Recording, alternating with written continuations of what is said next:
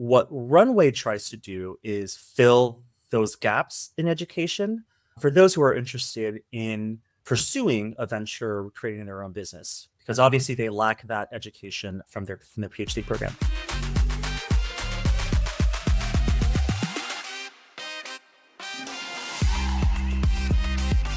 When we think about innovation in higher education, postdoctoral programs might not be the first thing that comes to mind, but Cornell Tech's Runway Startups program is revolutionizing how we think about the intersection of advanced research and entrepreneurship. Today, I'm joined by Michael Escosia, who works with this groundbreaking postdoc program that's turning PhD researchers into successful startup founders. Great to see you again, Michael. You too, Ray. Thanks for having me.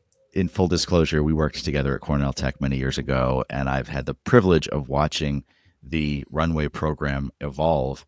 So really excited to have the chance to chat with you about it. So the Runway program seems to flip the traditional postdoc model on its head. So where did this come from? What sparked Cornell Tech to take this entrepreneurial approach to postdoctoral work? Certainly is a very different type of postdoc program. I don't think there is any of its kind here in the US or even in the world. You know that Cornell Tech is very entrepreneurial. It's a very unique graduate program. All of our students, all of our master's students go through what we call the studio program.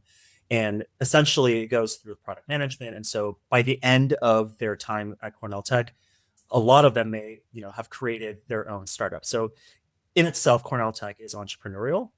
And so it made sense to have this type of program come under the umbrella, and particularly under the Jacobs Technion-Cornell Institute, which is we have an academic partnership with the Technion. I imagine the people who were coming up with this program wanted to tap into untouched talent. They identified an opportunity to take recent PhD students who didn't quite want to go through that traditional academic route, who had an idea and who had an entrepreneurial drive, but did not have the training to do so.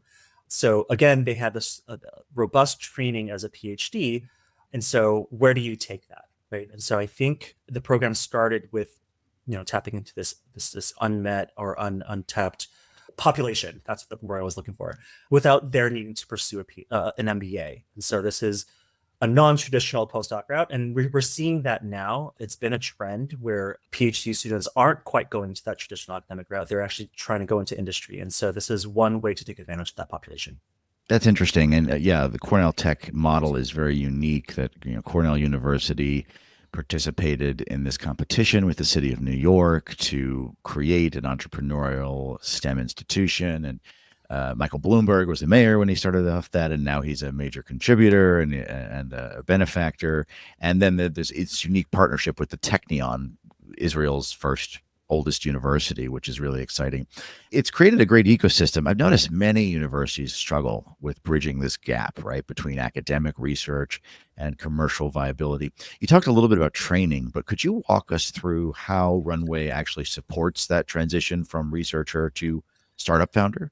When one goes through a PhD program, they're trained into a hyper focus in a specific area.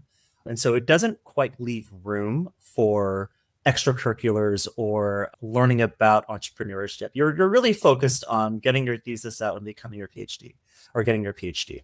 I think the key thing here is that they come in with a specific area of research and do not have that educational background to become successful entrepreneurs or even business people. And so what we do in the Runway program is offer workshops that will fill the gaps of the education to make them successful. So those include understanding the market in which they are going to be entering, understanding the legal aspect as a founder. It's very important as a business person to understand intellectual property. Other soft skills would include like learning how to pitch, because you're most of the time you are fundraising to raise money for your venture. And so creating your own business plan and learning how to pitch. So we equip the postdocs with this knowledge so that during the second half of their time is when they're out in the market pitching to people. And so they already have that background.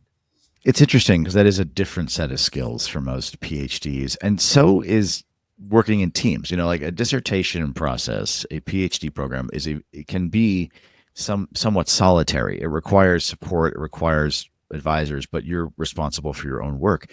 And Runway seems to emphasize building teams. How do you balance that, like supporting individual researchers while fostering the collaboration that's necessary to build a company. We value teams. And in fact, it's quite encouraging for us when we see applications who have established partners, who have teams, who have co-founders. One, because it shows that they're far enough in their thinking about their venture that they've started to assign roles. Right.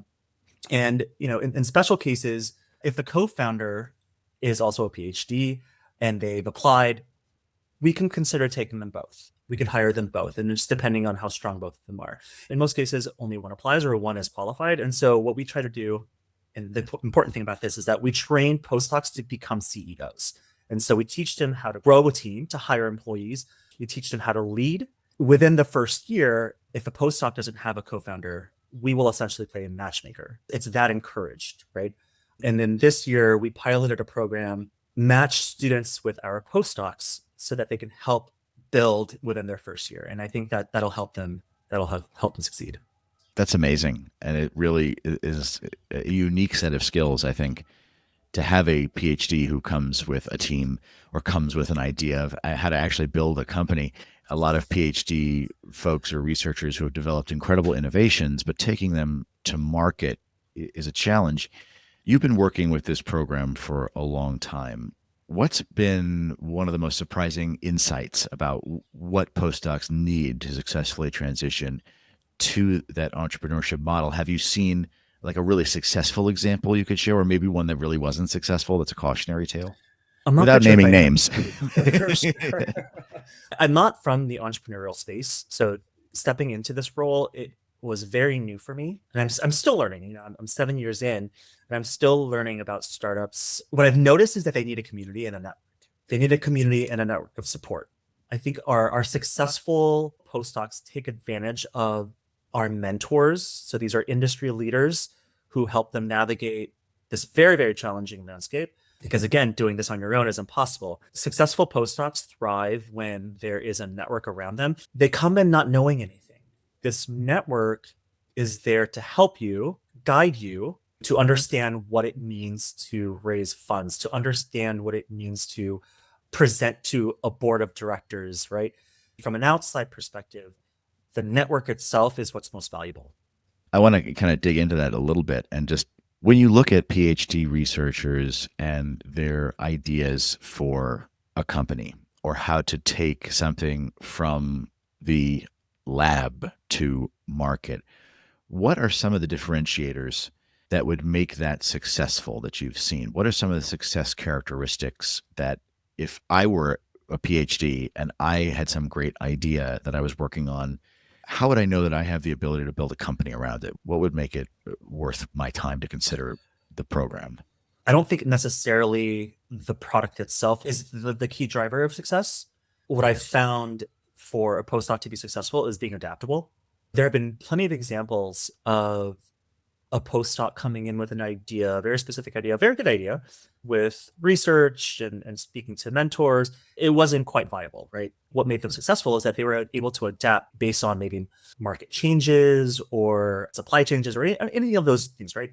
One example that I can think of that came in pre-COVID for a nonprofit finance project. But then COVID happened, so she pivoted into the health space, and so I think that to me is a very good example of a very successful postdoc that came in with one and then shifted over.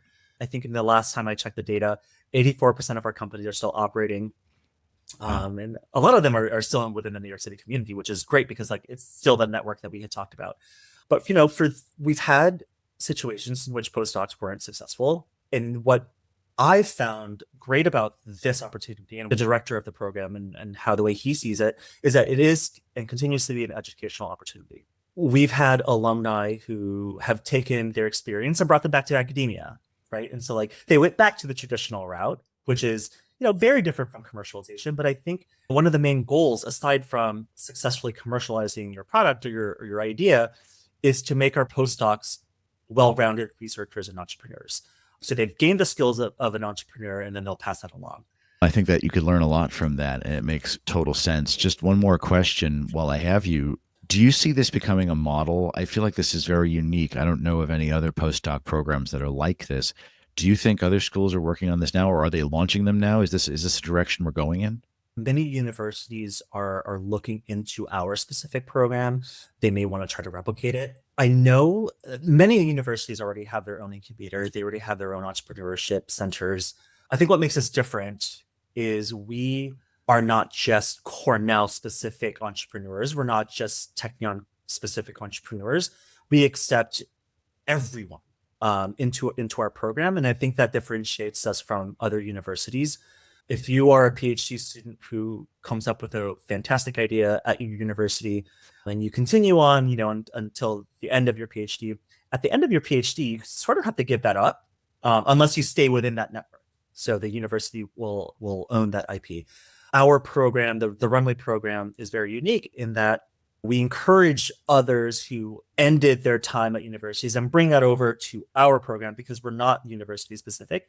And I think other universities are looking into this model. We've had 10 plus years of understanding ups and downs of how this works. But it is a model that is proving to be very successful. I wouldn't be surprised if other universities try to replicate it.